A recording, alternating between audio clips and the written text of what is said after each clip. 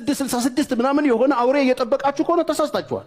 እኔ 666 የሚባለውን አውሬ እያየሁት ነው። ሕፃን ሲበላ አየዋለሁ፣ አውሬ ሆኖ ህዝብ ሲበላ አየዋለሁ፣ ሀገር ሲበላ አየዋለሁ። አውሬው ከዚህ በላይ ምን ቢመጣ ምን ያደርገናል? ምን ይበላል ከዚህ በኋላ ቢመጣ?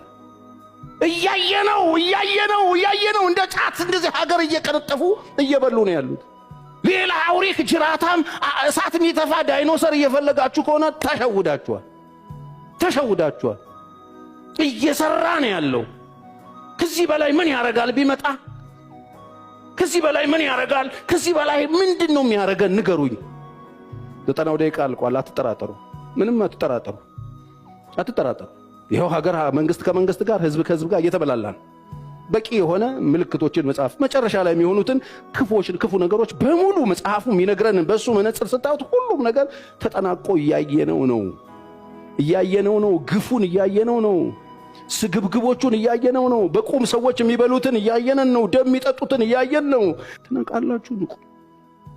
በባከነ ሰዓት ላይ ያለ